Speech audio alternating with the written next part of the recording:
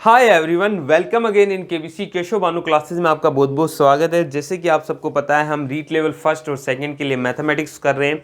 REET level second के लिए अगला टॉपिक स्टार्ट कर रहा हूँ। इससे पहले हमने जो टॉपिक किया था वो गुणनखंड किया था। अभी हम बेसिकली बीजगणित में चल रहे हैं। तो बीजगणित वाले में हमने पहले बीजीय व्यंजक देखे, फिर उसके गुणनखंड देखे। आज हम समीकरण देखने वाले हैं, समीकरण को फिनिश करने वाले हैं। तो ध्यान से पूरी क्लास को देखना, बहुत ही ज़्यादा महत्वपूर्ण है। क्या होती है समीकरण? तो समीकरण का स्टार्ट आपका होगा अगेन चर अचर और उससे। देखो कैसे। चर क्या होता है, पिछली क्लासेस जो देख रहे हैं उन सबको पता है। ऐसी राशि जिसका मान आपको पता नहीं, जैसे एक्स वाई जेड। अचर क्या होता है? जिनका मान आपको पता होता है, 5 6 7, ये सब कांस्टेंट है। इन दोनों से मिलके क्या बनता है? बीजीय व्यंजक, जिसमें चर और अचर मिक्स हो जाए। और जब दो बीजीय व्यंजकों की तुलना की जाती है तो बनती है समीकरण। तो बीजीय व्यंजकों की तुलना से क्या बनेगी? समीकरण बनेगी। जैसे मैं एग्जांपल करूं, x+2, एक ये मेरा बीजीय व्यंजक है, एक है 3x+4, एक मेरा ये बीजीय व्यंजक है। जब मैं इनकी तुलना करूंगा इक्वल टू लगा के, x+2 इक्वल टू 3x+4, तो ये आपका क्या कहलाएगा? एक समीकरण कहलाएंगे, जिसको आपको सॉल्व करके x के मान निकालने होते हैं। ठीक है साहब। आपके जो सिलेबस में है वो है एक घातीय समीकरण। एक घातीय समीकरण, एक घातीय समीकरण का मतलब है हाईएस्ट पावर क्या होंगी? एक ही होंगी।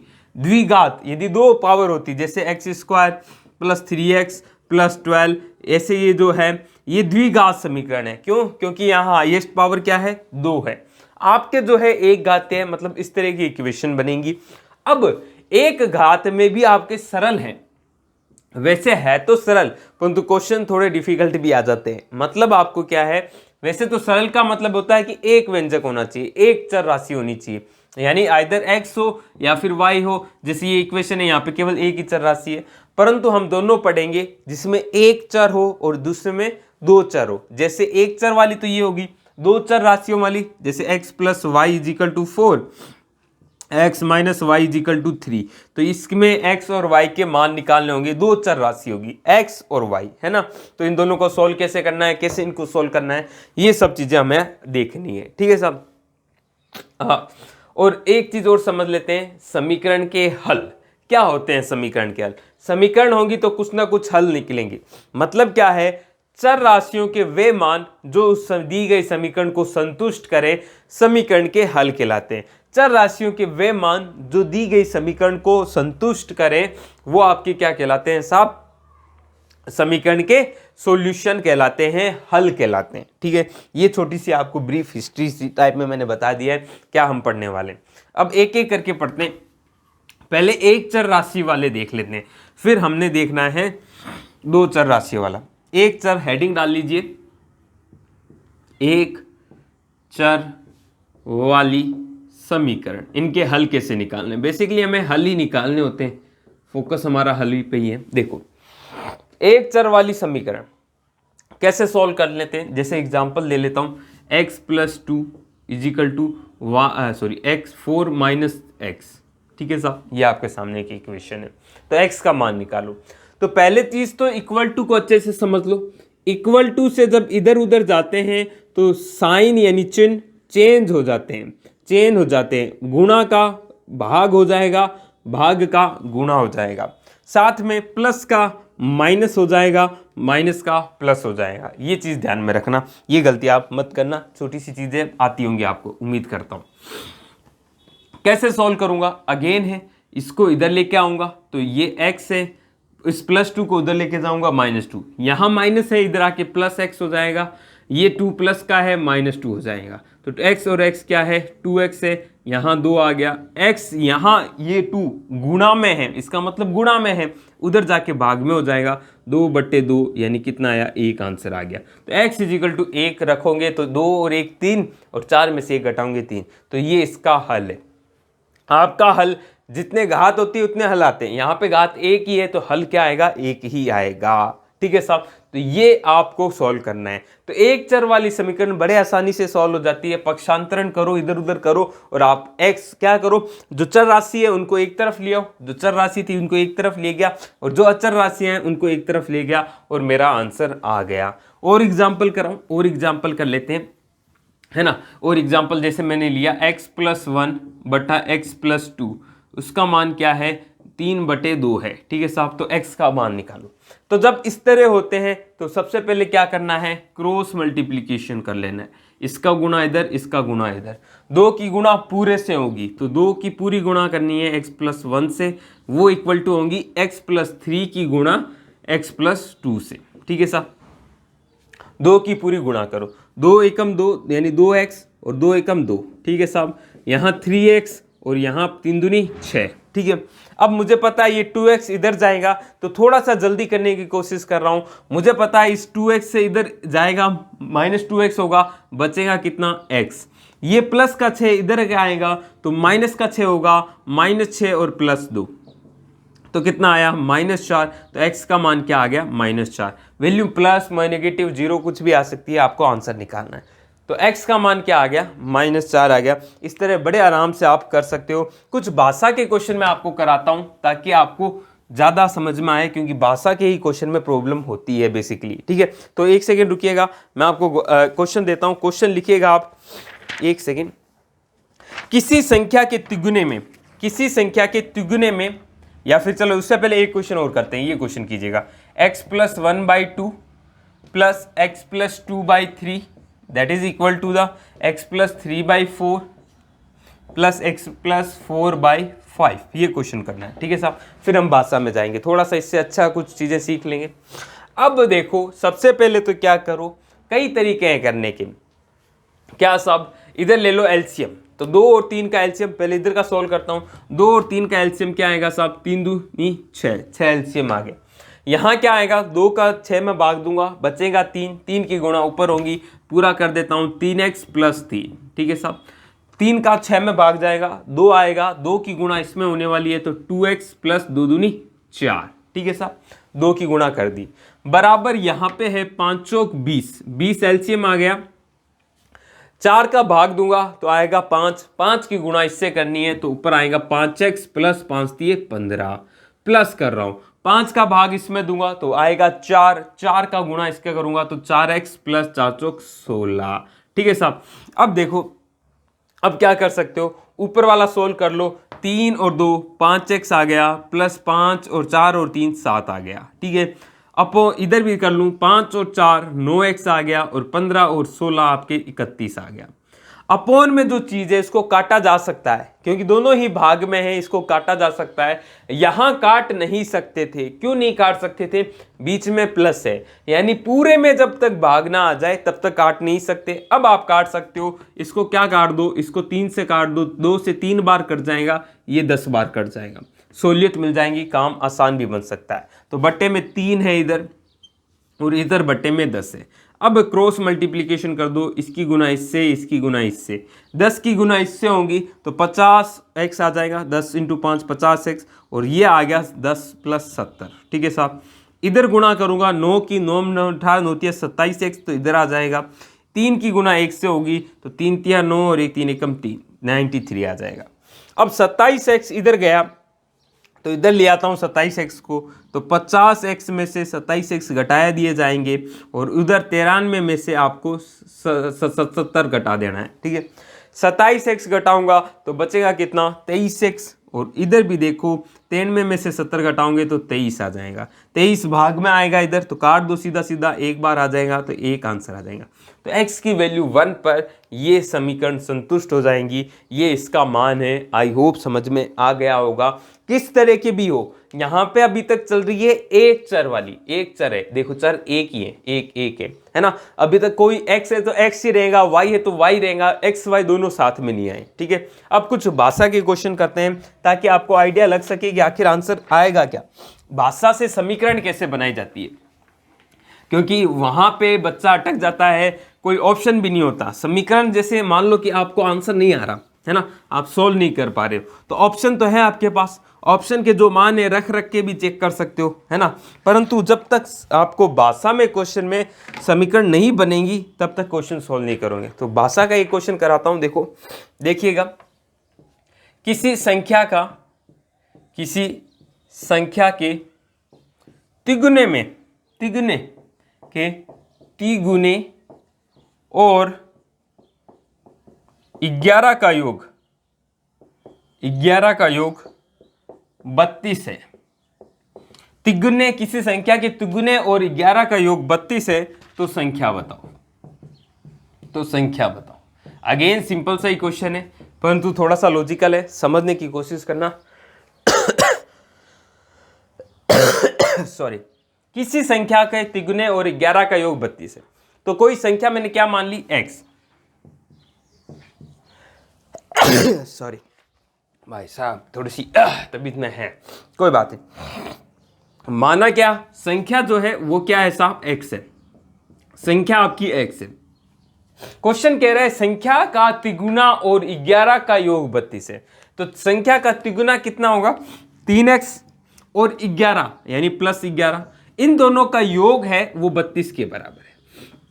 तो x का मान निकालना है। तो सिंपल सा काम है, 11 उधर जाएगा, 3x इज इक्वल टू 11 गया तो 2, 32 में से 2 गया तो 22 या 21, कहीं गलती कर रहे हैं क्या, योग 32 है क्या, चलो 32 है तो कोई बात नहीं, हम तो जो आंसर आएगा उसी में से काट देते हैं, 21।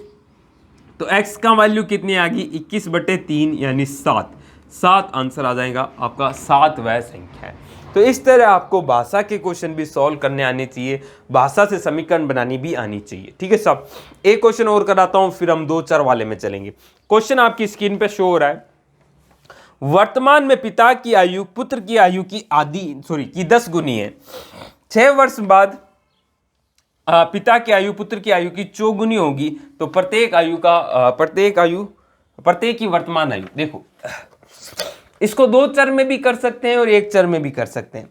एक चर क्या मान सकते हो कि भाई पिता की आयु x मान लो और उसकी y मान के फिर जो रिलेशन है उससे, हम यहाँ पे एक ही चर में करने की कोशिश करेंगे। देखो वर्तमान में पिता की आयु पुत्र की आयु की 10 गुनी है, पुत्र की आयु की 10 गुनी है, ठीक है।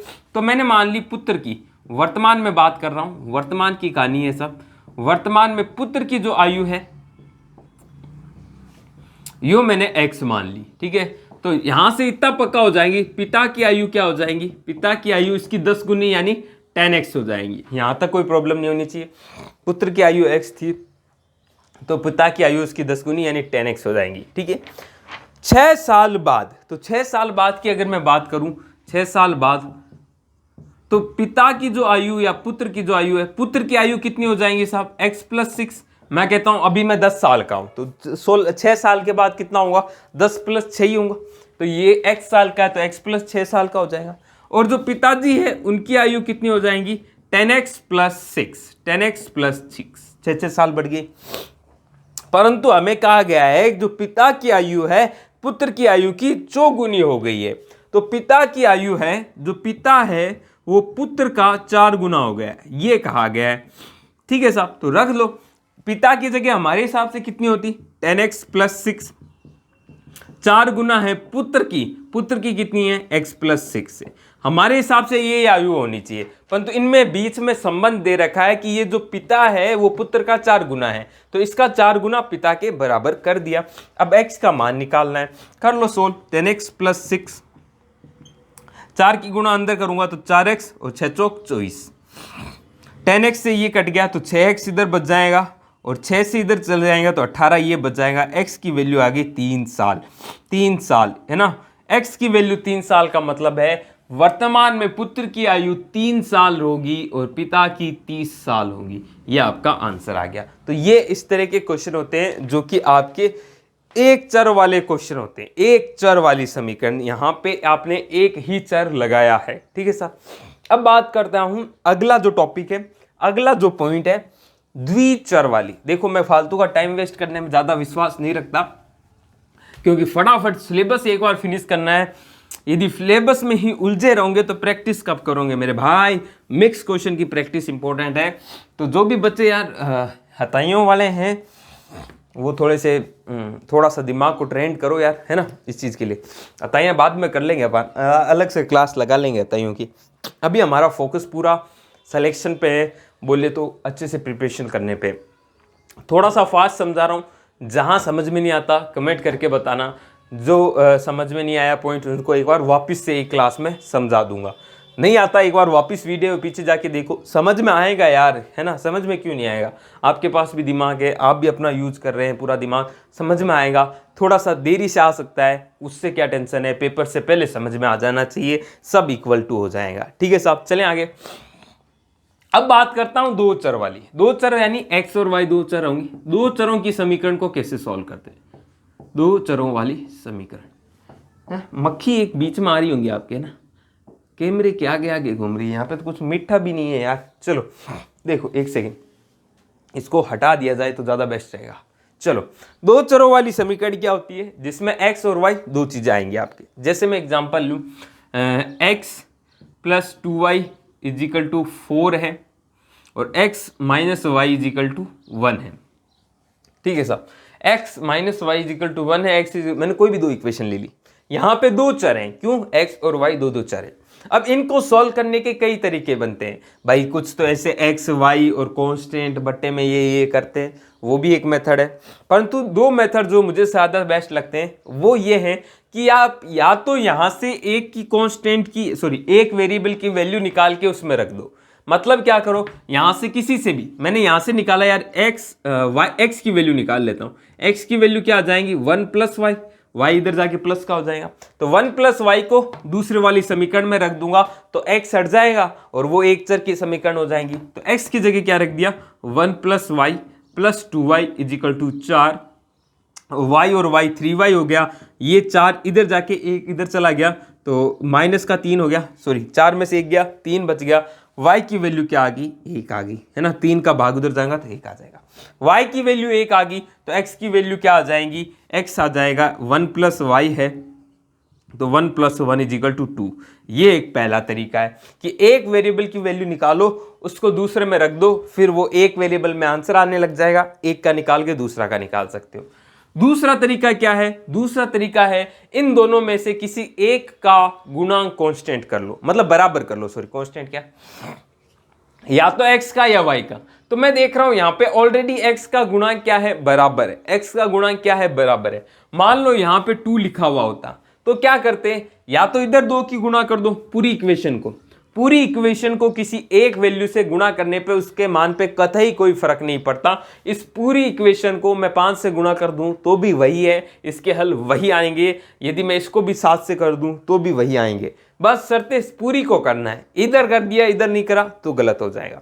चलो अभी तो हमारे पास क्या है, सेम दिख ही रहे हैं, तो हम क्या कर लें, माइनस कर दें। पहली इक्वेशन में से दूसरी को माइनस कर रहा हूं तो क्या होगा, यदि एक चर के दोनों गुणांक समान होंगे तो वो चर हट जाएगा। जैसे इसमें से ये घटाऊंगा तो कैसे हटाऊंगा, x plus 2y equal to 4 तो है ही, x minus y equal to 1 है।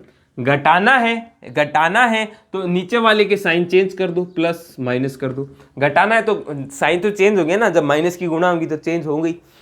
माइनस कर रहे हैं तो x से x तो कट गया, y और 2y क्या हो गया, 3y हो गया, ये कट गया तो 3 आ गया। y की वैल्यू क्या आ गई, 1 आ गई। 1 की वैल्यू यहाँ कहीं भी रख के आप x की भी वैल्यू निकाल सकते हैं, जो कि कितनी आ जाएंगी, इसमें रख दो, x minus y equal to 1।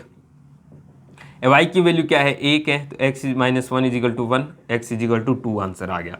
तो आपकी मर्जी है, कैसे भी कर सकते हो। दो तरीके ध्यान रखो, वो एक और होता है कि x को रखो फिर नीचे इन दोनों की गुणा करो, उसमें कई टंट है कि भाई या तो वेरिएबल को इधर लेके आओ, कांस्टेंट को इधर लाओ, इधर समीकरण के 0 बनाओ, उधर लेके जाओ तो इधर माइनस भी लगाओ। तो उतना रामायण नहीं, सिंपल क्वेश्चन है, आराम से कर लोगे।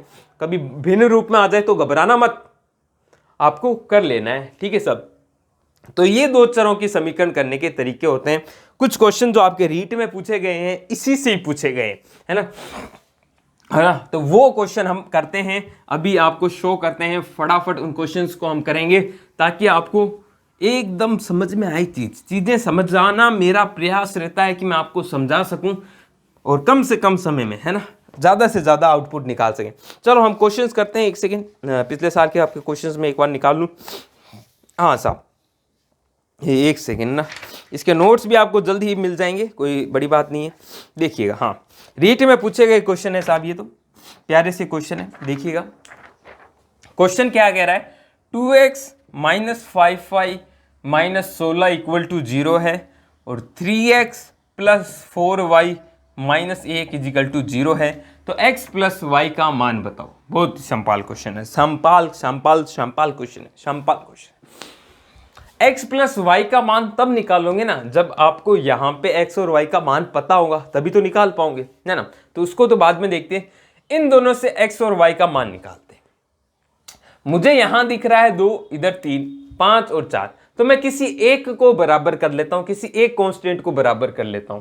तो मैं पूरी वाली ऊपर वाली इक्वेशन को किससे गुणा कर दूं, है ना, 3 से गुणा कर दूं, तो 3 दूनी 6 हो जाएगा, ठीक है। और नीचे वाली इक्वेशन को 2 से गुणा कर दूं तो 2 3 6 हो जाएगा। तो x का जो गुणांक है वो समान हो जाएगा, x का जो गुणांक है वो समान हो जाएगा। तो 3 की गुणा इससे कर रहा हूं तो ये इक्वेशन क्या हो जाएंगे, 3 दूनी 6x, 3 की गुणा इससे भी होंगी -15y, 16 32 16 48 और 0 से 0 हो गया, ठीक है साहब। अब इस 2 की गुणा कर लो इससे, तो 3 दूनी 6x, ये x है, 6x है, 2 की गुणा इससे होंगी तो 4 दूनी 8y आ जाएगा, -2 की -2 आ जाएगा, 0 का 0 आ जाएगा। अब देखो गुणांक सेम हो गए।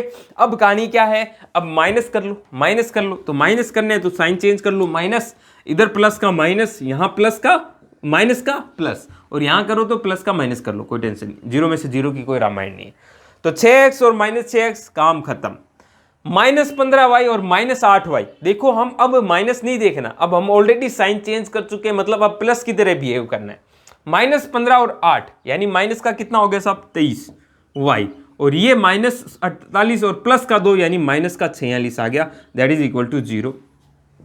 -23y इज इक्वल टू, या मैं -23 को उधर लेके जाऊं तो -46 बराबर 23y आ जाएगा। अब इसको उल्टा फुल्टा कर सकते हो, कोई प्रॉब्लम नहीं है, आप इसको ऐसे भी लिख सकते हो, 23y इज इक्वल टू -46, कोई गलत नहीं है। क्यों गलत नहीं है, क्योंकि इधर लेके आओगे तो बच्चा कहता है सर साइन चेंज होता है ना, तो साइन चेंज कर ले भाई, इधर लेके आएगा तो ये -23y हो जाएगा, और उधर उसको ले जाएगा तो प्लस का 46 हो जाएगा। अब पूरी दोनों तरफ इक्वेशन में माइनस माइनस की गुणा कर रहा हूं, तो ये प्लस का 23y आ गया और ये माइनस का 46 आ गया। तो इधर उधर जब बराबर का उधर उधर लेके जाते हैं तो साइन चेंज करने की कोई रिक्वायरमेंट नहीं होती है, वो ऑलरेडी वैसे ही होता है, ठीक है सब। यार बाट है, एक तरफ बाट रख लो, एक तरफ सब्जी रख लो, उल्टा कर दो, सब्जी को उधर रख दो, बाट इधर रख दो, थोड़े अंतर पड़ेगा, है ना भाई। चलो, तो 23y इज इक्वल टू 46 आ गया, तो y की वैल्यू आ गई -46/23 यानी माइनस का 2 साहब, ठीक है साहब। यहां तक समझ में आ गया होगा, y की वैल्यू -2 आ चुकी है। अब y इज इक्वल टू -2 किसी भी इक्वेशन में रख दो, चाहे इसमें रख दो, इसमें रख दो, इसमें रख दो, इसमें रख दो, आंसर सेम ही आने वाला है। मैंने इसमें रख दिया, मैंने कहा 2x -5y, 5y की वैल्यू है -2, -16 is equal to 0, 2x minus minus plus 5 दूनी 10, -16 इज इक्वल टू 0, 2x -10 और plus 16 -6 is equal to 0, 2x is equal to 6, x की वैल्यू आ गई 3, ये आपके सामने आंसर आ गया, x इज इक्वल टू 3। आपसे क्या पूछा है, x प्लस वाई पूछा गया है, यानी x की वैल्यू 3 है, y की वैल्यू -2 है, एक आंसर आ जाएगा, दिस इज योर आंसर। तो इस तरह इस क्वेश्चन को डील करना होता है, थोड़ा सा समय जरूर लगता है परंतु करना पड़ेगा, प्रैक्टिस करोगे उतना फास्ट हो जाएगा, है ना, प्रैक्टिस करोगे उतना फास्ट हो जाएगा। अब यहाँ पे गुणांक वाला ज़्यादा बेस्ट था, यहाँ पे x की वैल्यू निकालते, इधर बट्टे में 2 लाते, फिर रखते, तो ज़्यादा रामायण हो जाती है। तो गुणांक वाले पे ज़्यादा प्रैक्टिस कीजिए, जितनी प्रैक्टिस कर सकते हो उतना आपका फायदा है। तो प्रैक्टिस के लिए एक क्वेश्चन मैं आपको दे देता हूँ, फटाफट आपके लिए एक क्वेश्चन है पेश किया जा रहा है, इसी तरह का क्वेश्चन है, कमेंट बॉक्स में उसका आंसर दे देना, दे देना, देना देना, दिखता ना दिखता ना दिखता ना दिन, दिखता ना दिखता ना दिखता ना दिन। एक तो लिखा इतना ज़्यादा गहरा लिख देता हूँ, है ना, मिटाने में प्रॉब्लम आ जाती है। चलो क्वेश्चन है साहब, सिंपल है, x minus y is equal to 4 और 3x plus 2y is equal to 27। तो आपने बताना है x प्लस वाई के बारे में कि इसका मान क्या होगा। चलो x माइनस वाई फिर देख लेता हूँ, x minus y is equal to 4, 3x plus 2y is equal to 27। तो आपको x प्लस वाई का मान बताना है ना। चलो देखते हैं देखते हैं देखते हैं देखते हैं देखते हैं, या फिर इसको ऐसा दे दूं कि x plus y is equal to, नहीं रहने दो, ऐसे ही रहने दो, फिर क्यों फालतू में रामायण करें ना। x प्लस वाई का मान बताइएगा आप कमेंट करके। तो ये क्वेश्चन है, आपको देना है आंसर इसका कमेंट बॉक्स में, अगली क्लास में मैं इसका आंसर बताऊंगा आपको। जो इसी की होंगी, समीकरण की होने वाली है, परंतु उसमें हम प्रैक्टिस क्वेश्चंस करेंगे। ये हमारी थ्योरी क्लास है, एक क्लास में अगले में प्रैक्टिस क्वेश्चन कर लेंगे, ठीक है। उससे पहले अब देखो, ये हमने हल निकालना सीख लिया। अब कुछ भाषा के क्वेश्चन किए जाएं क्या? भाषा के क्वेश्चन चलो हम प्रैक्टिस में कर लेंगे। कब? जब हम वो प्रैक्टिस क्वेश्चन लगाएंगे तब। अभी मैं थोड़ा सा समीकरण का ग्राफीय निरूपण के बारे में बताता हूं। दो चर वाली समीकरण या एक चर वाली समीकरण से मतलब क्या है, इसका हम यूज ग्राफ में कहां होता है, मतलब इसका कोई रेखा चित्र तो बनता होगा। हर समीकरण का कुछ ना कुछ रेखा चित्र बनता है। जैसे द्विघात समीकरण है, उसका रेखा चित्र कुछ ऐसे बनता है ना, है ना। त्रिघात है तो कुछ अलग, इसके दो रूट हो सकते हैं, ऐसे हो सकता है ना। जो एक घातीय होता है उसका जो समीकरण है वो ऐसा बनता है। मतलब ध्यान रखना, एक घातीय समीकरण हमेशा एक सरल रेखा को दर्शाती है, सरल रेखा को दर्शाती है, ठीक है सब, सरल रेखा को दर्शाएगी, ठीक है। अब देखो, हमने बात करी दो रेखाओं के बारे में। चलो पहले एक चर वाली समीकरण के बारे में थोड़ा सा बता देता हूं, फिर हम समीकरण के अलग में जाएंगे। देखो, एक चर वाली समीकरण क्या आएंगी? x इजिकल टू ए आ सकती है ना, x इजिकल टू ए आ सकती है, या y इजिकल टू ए आ सकती है, या b मान लो, है ना, यही हो सकते हैं x y में।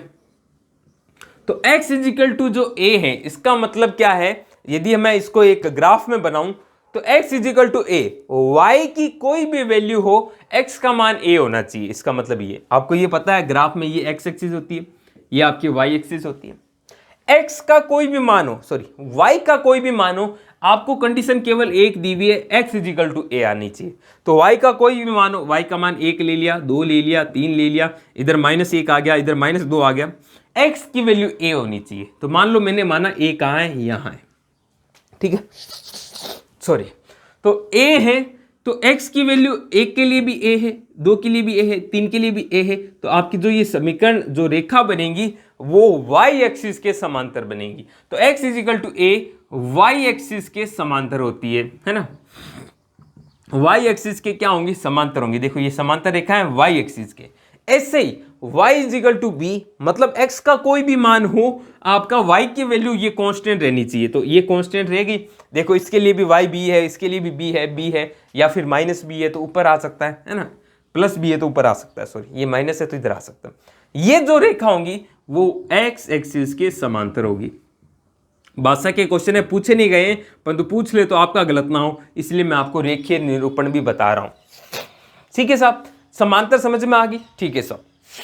x इजिकल टू ए, इसका मतलब है ये रेखा x इजिकल टू ए पे जो x इजिकल टू ए पर हर पॉइंट के लिए x इजिकल टू ए मान देंगी, ठीक है।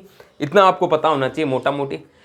अब बात करते हैं दो चर वाली समीकरण। तो दो चर वाली समीकरण जैसे x plus y equal to 1, two x plus 3y equal to 4, ये क्या है? इसमें क्या निरूपण होगा? जैसे मैंने लिया x plus y equal to 5, तो ये जो निरूपण आएगा वो कुछ ऐसा आएगा कि भाई साहब x इजिकल टू 0 रखूँ, x इजिकल टू 0 रखूँ तो y इजिकल टू क्या आएगा? 5, है ना। ऐसी कोई समीकरण बन जाएगी, ऐसी कोई रेखा बनेगी। रेखा बनाना आप जानते होंगे, हमें इतना फोकस नहीं करना, हमें इतना ग्राफ में नहीं पूछेगा। हमसे ये पूछा जा सकता है कि ये जो रेखा है, एक रेखा होगी, दूसरी मान लो 2x plus 3 equal to 3y equal to 2 हो गया, वो एक दूसरी रेखा है। मान लो ये रेखा है, तो इन दोनों से जो सॉल्व करके आप आंसर निकालते थे ना, वो एक्चुअली इनका कटान बिंदु होता है, इनका कटान बिंदु होता है। तो कभी क्वेश्चन इस तरह पूछ ले कि भाई साहब इन दोनों रेखाओं का कटान बिंदु निकालो, तो कुछ नहीं करना, x और y का मान ही निकालना है। x इजिकल टू x और y का मान ही निकालना है। आई बात समझ में? फिर मैं क्या कह रहा हूं, वापिस समझा देता हूं। मैंने कहा साहब ये दो रेखाएं हैं, तो दो रेखाएं हैं तो कुछ ना कुछ ऐसे, या एक रेखा ऐसे हो गई, रेखा होगी तो इसी तरह होंगी। दो रेखाओं का कटान कितने बिंदुओं पर कट कर सकती है? एक बिंदु पर कट कर सकती है। यही इन दोनों का हल होता है, यही कटान बिंदु इनका हल होता है। ठीक है साहब। दो रेखाएं अधिकतम कितने बिंदुओं पर कट कर सकती है? साहब एक पे ही कर सकती है, ये देख लो। या फिर दो ऐसे ऐसे भी हो सकता है कि दो रेखाएं संपाती हो जाए, ये रेखा है और दूसरी रेखा भी क्या है? ये है। तो अब इसको, इसमें है ना ऐसा होगा कि भाई अनंत बिंदुओं पे क्या हो जाएंगी, कट जाएंगी, क्योंकि दोनों एक ही रेखा है। जैसे मैंने कहा यार x plus y is equal to 4 और कह दिया 2x plus 2y is equal to 8, तो ये तो एक ही रेखा है, एक ही रेखा को बता रहे हो। यहाँ से 2 कॉमन ले लो, तो 2 कॉमन ले लिया, x plus y is equal to 8 है ना, 2 से 1 काट दिया तो again x plus y is equal to 4। तो ये तो एक ही रेखा को 2 नए तरीके से बताएं, तो ये रेखाएं दोनों क्या कहलाएंगी, समपाती रेखाएं कहलाएंगी। ठीक है साहब।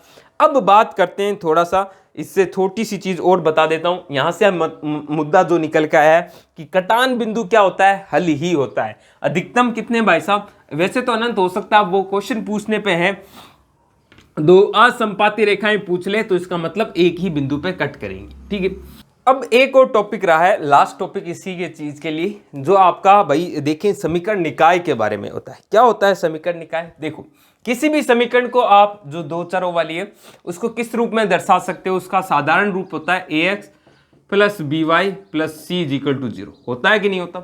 x का कोई ना कोई गुणांक होगा, y का कोई ना कोई गुणांक होगा और c आएगा कोई ना कोई। अब समीकरण निकाय क्या होता है? जब आपके 2 या 2 से अधिक समीकरण आए, हमारे लिए 2 ही अभी महत्वपूर्ण है।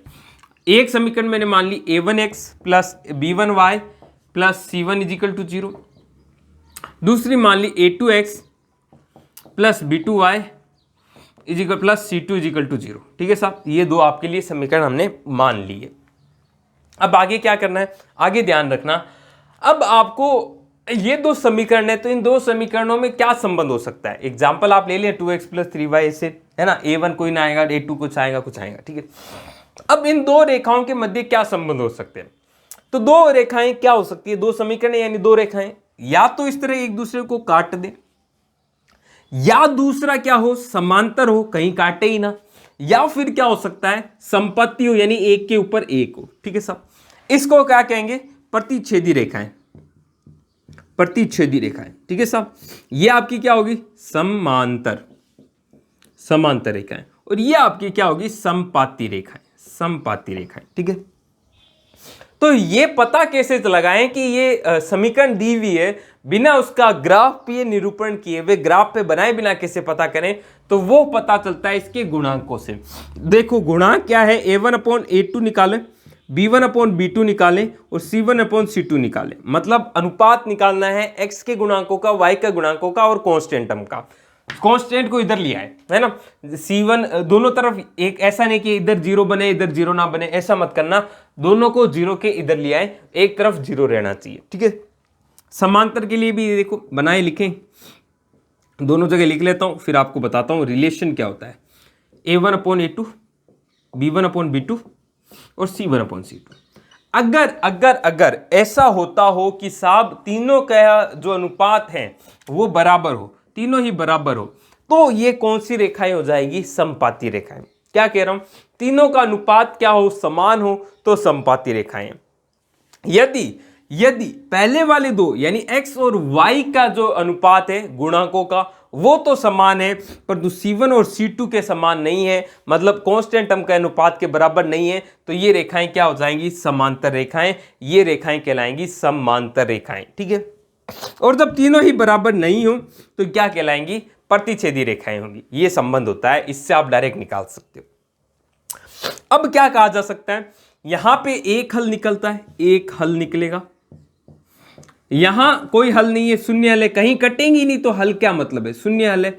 और यहां तो भाई साहब सारी जगह इकट्ठी कर रही है, तो अनंत हल है, जो भी अनंत हल देख लेना ना, अनंत हल है। ठीक है। क्योंकि एक हल है तो इसमें और इसमें भी अनंत हल है, तो जहां जहां समीकरण निकाय का कोई ना कोई हल निकलता है वो निकाय संगत निकाय कहलाता है। तो संगत निकाय एक तो ये बनेगा और एक ये बनेगा। ठीक है साहब, इसमें कोई हल नहीं निकल रहा, इसलिए असंगत निकाय कहा जाता है इसको।